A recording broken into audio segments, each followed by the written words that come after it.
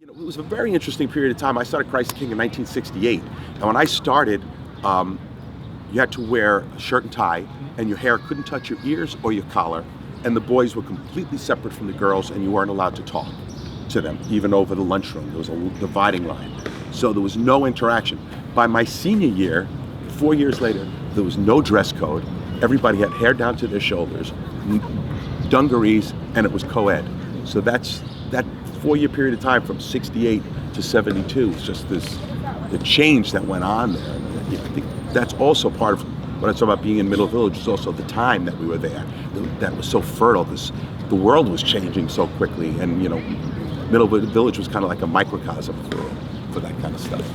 Yeah. Freshman year in high school at Christ the King, I was walking down the hallway with Jimmy O'Brien and Robert Bakke, all Middle Village kids I grew up with and went to grammar school with.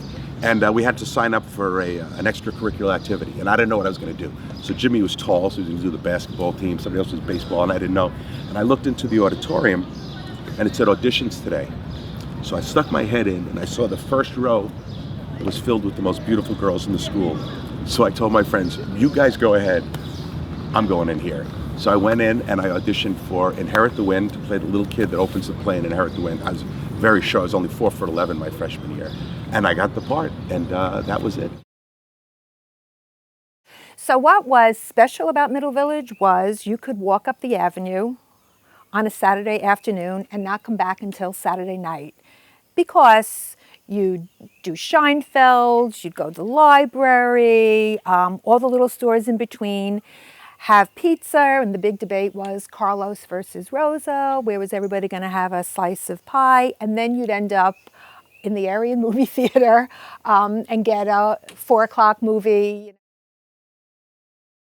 But they got great movies. Like a few summers back in the 70s, they had a bundle of American International Picture movies that every weekend there would be a new movie. You had Food of the Gods and these old Bird-Eye Gordon movies, and each week a different one would come in.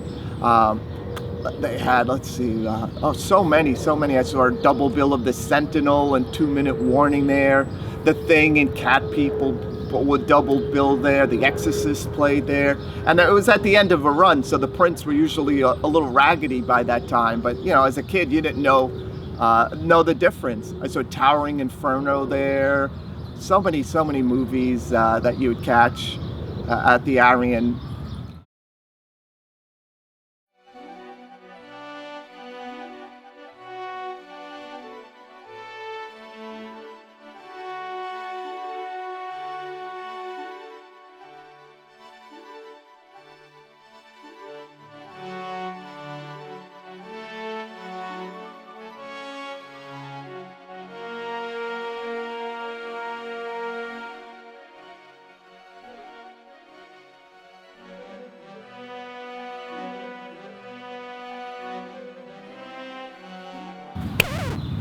What are you doing? Everything in sports looks better in slow motion.